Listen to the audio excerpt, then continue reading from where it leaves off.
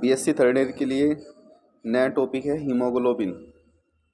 Haemoglobin लाल रक्त कणिकाओं में उपस्थित होता है जिन्हें आरबीसी भी कहा जाता है। आरबीसी ब्लड के अंदर होती है तथा इसमें डब्ल्यूबीसी तथा प्लेटलेट्स पाए जाते हैं। हीमोग्लोबिन लाल रंग का वर्णक होता है जो एक संयुग्मित प्रोटीन होता है। इसे कॉन्जुगेटेड प्रोटीन भी कहा जाता है। यह CO2 तथा O2 के संवहन के लिए आवश्यक होता है। हीमोग्लोबिन एक टेट्रामर है। इसमें 4 समान इकाइयाँ होती है। इसके प्रोस्टेटिक समूह में आयरन युक्त वर्णक हीम होता है। ये क्वेश्चन आपका इम्पोर्टेंट है कि हीमोग्लोबिन के अंदर कौन सा तत्व पाया जाता है। ये होता है आपका आयरन। आयरन ग्लोबिन प्रोटीन के साथ संयोग करता है।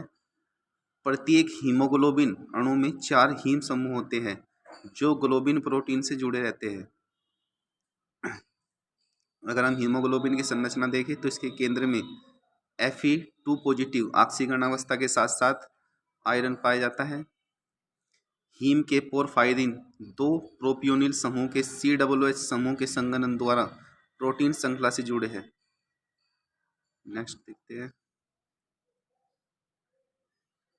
हीम का वाहक होने के साथ साथ ग्लोबिन का मुख्य कार्य हीम O2 जटिल यौगिक को अस्थायित्व प्रदान करना है जिससे हीम के आयरन का ऑक्सीकरण न हो तथा O2 के वाहक के रूप में कार्य करता रहे। जब प्रोटीन श्रृंखला हीम समूह के चारों ओर परत बनाती है तो यह Fe2 पॉजिटिव के पास जल के प्रवेश को रोकती है। इसके चारों ओर का हाइड्रोफोबिक Fe2 पॉजिटिव के चारों ओर बड़े अणुओं के पास नहीं आने देता जिससे हीमोग्लोबिन के Fe2 पॉजिटिव का Fe3 पॉजिटिव में ऑक्सीकरण नहीं होता। सबसे इम्पोर्टेंट क्वेश्चन आता है कि जो हीमोग्लोबिन है उसके कार्य क्या है। हीमोग्लोबिन का काम होता है O2 और CO2 का संवहन करना। हीमोग्लोबिन O2 को अपने साथ बाइंड करता है और एक अनस्टेबल कंपाउंड बनाता है और यह ऊतकों तक इस ऑक्सीजन को पहुंचाकर वापस वहां से CO2 को वापस लाता है। जो O2 है, O2 हमारे शरीर में जो हम भोजन खाते हैं उसका ऑक्सीकरण करता है तथा ऑक्सीकरण के फलस्वरूप ऊर्जा बनती है।